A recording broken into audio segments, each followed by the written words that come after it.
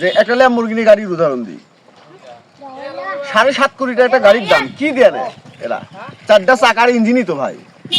আমার উদ্দেশ্য, আমি তো বাইক চালাইছি অনেক, মানে আমি ছোটবেলার থেকে প্রায় 10-12টা বাইক চালাইছি। তার মধ্যে থেকে মনে হয়েছে বাইক আমার কাছে ক্ষতি মনে হয়েছে, বিভিন্ন প্রকার অ্যাক্সিডেন্ট। তারপরে মনে করেন রাস্তার মধ্যে বের হলে হচ্ছে বৃষ্টি নামলে কাদার মধ্যে গেলে গাড়ি ঠেলে নিয়ে যাও, বৃষ্টি নামলে মানুষের বাড়ির দূরে দূরে করে রাস্তার মধ্যে বিভিন্ন সমস্যা। পরবর্তীতে আর একটা চিন্তা করলাম যে একটা ল্যাম্বরগিনি গাড়ির উদাহরণ দিই, 7.5 কোটি টাকা একটা গাড়ির দাম কি দিয়ে নেয় এরা? 4টা চাকার ইঞ্জিনই তো ভাই। 4টা চাকার একটা ইঞ্জিন 7.5 কোটি টাকা কেন নেয়? পরে দেখলে আমার অ্যানালাইজ করার পরে দেখলাম যে হচ্ছে সাসপেনশনের উপরে গাড়ির দাম দিয়েছে। মানে ভিআইপি লোকজন যখন ওঠে তখন জানি মনে করে যে গাড়ির মধ্যে বসে ভাত খেতেছে, মানে মাটিতে বসে আছে, মনে জানি না করে যে হচ্ছে গাড়িতে বসে আছে। মানে ঝাঁকি টাকি এগুলো যা আছে উঁচা দোপা সব সমান। এর জন্য এই গাড়ির দাম 7.5 কোটি টাকা। পরবর্তীতে আমি যখন এই যে এটা করলাম, আমার একটা চাকা যদি 1 ফিট উঁচাতে ওঠে আমার গাড়ি বাঁকা হবে না, কোনো ঝাঁকি গাড়িতে লাগবে না আমার।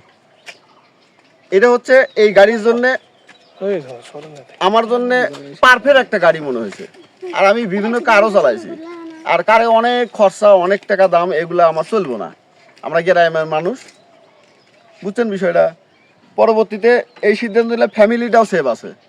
আমি যদি 3 জন মানুষ যদি যাই, পিছনে যদি আপনার যে কোনো বেডিং পত্র এগুলো সেগুলো নিই, যে কোনো জায়গায় যাই, হুন্ডা সাইডে হুন্ডারই খরচা কিন্তু ভাই, খরচা কিন্তু হুন্ডা ছাড়া না, অথচ সেভ আছে। কত টাকা খরচা করছেন? খরচা কাজ তো শেষ হয়নি, কাজগুলা এখন শেষ করি। এখন পর্যন্ত পুরো একটা মিনি পিকআপের মধ্যে দেখা যাবে, রেক্সিনটা পিছনে কাভার ঢাকা থাকবি, এগুলা গ্লাস হয়ে যাবে, এগুলা তো বুঝতেছেন তো বিষয়। তো মোটামুটি আপাতত এখন পর্যন্ত আমার 75-85 হাজার টাকার মতো খরচা হয়েছে আর কি, মানে মানে কি মানে ভাড়া টাড়া সহকারে এ যাবৎ খরচা হয়েছে।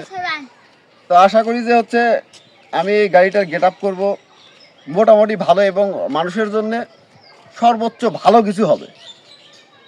কস্ট খরচা এত কম হবে, আমি তো এই যে ইঞ্জিন দিয়েছে টেস্টমূলক, কিন্তু মজা লাগছে। আমি তো এটা মনে করেন যে ডিজেল ইঞ্জিনই করে ফেল দেবো, হয়তো সিটি 4 ঘরের একটা মেশিন দিলাম, পিছনে একটা মোটা একটা দাঁতওয়ালা চাকা দিলাম, যেন কেদর মধ্যে দিয়েও মনে করেন যে নিয়ে যায়। এরকম কিছু ক্যাটাগরি সবগুলাই প্ল্যান আছে, অলরেডি করে ফেল দেবো আর কিছুদিনের মধ্যেই। কত টাকা খরচ করতে পারেন আপনার ধারণা? 1 লাখের বেশি তো খরচা করবোই না ভাই। 1 লাখের বেশি খরচা করে তো আমার তো তাহলে তো কি লাভ হলো আমার? মানে লাখ টাকায় 7 কোটি টাকার ল্যাম্বরগিনি। হ্যাঁ, লাখ টাকায় 7 কোটি টাকার ফিল নিবি গাড়ির থেকে, আবার এই গাড়ি যাই চালাতে পারবি। আর একটা বিষয়, কার, বাস, ট্রাক, মিনি বাস, মাইক্রো যা আছে A to Z তা ম্যানুয়াল গিয়ার চালাতে পারবি। ম্যানুয়াল অটো তো ভাই যাই টিয়ারিং একটু পয়েন্ট জানে তাই অটো চালাতে পারে, অটো গিয়ারগুলা। আর এটা হচ্ছে আপনার লিভার গিয়ার, অর্থাৎ আপনি ক্লাস করা লাগতেছে, ক্লাস করে আপনার ক্লাসের মাপও বুঝতেছেন, পিক আপ কতটুকু দেওয়া লাগবে কোন লোডে তাও বুঝতেছেন, গিয়ার কয় গিয়ার ছোয়া লাগবে তাও বুঝতেছেন। তার মানে হচ্ছে আপনার টাকাও চালাতে পারে, কোর্সও চালাতে, সবই চালাতে পারে। আপনি পেশায় কি কি করেন? আমি পেশায় হচ্ছে কম্পিউটার ইঞ্জিনিয়ার, 2009 সালে ডিপ্লোমা করছি, বিএসসি করি নাই, গালি গালাজ করতে এসে বিএসসি করার জন্য করি নাই। এই গাড়িটা আপনি নিজেই তৈরি করছেন? জি ভাই। ভাই একটু বন্ধ করেন তো। গাড়িটা আমি নিজে হাতে, মানে ওয়ার্কশপে যাই, যদিও ওই দেখা যাচ্ছে ওয়েল্ডিং পাথর অর্থাৎ কাটিং পাথর এলে নিয়ে যায়, বসে থেকে টুকটুক করে 2.5 মাস যাবত এইটুক করছি, এই যাবত 2.5 মাস এই যাবত করছি এইটুক, মানে ওই 2 ঘন্টা 3 ঘন্টা মানে কাজের পাশাপাশি। আচ্ছা ঠিক আছে, আমার নাম মোহাম্মদ খায়রুল ইসলাম বাদশা, ডাকনাম বাদশা। আমার বগুড়া জেলা, এটা শেরপুর থানা অন্তর্গত ভবানপুর ইউনিয়ন। গ্রামের নাম হচ্ছে ঢেপুয়া। আমি মরহুম খয়রাত আলী প্রামাণিকের ছোট ছেলে।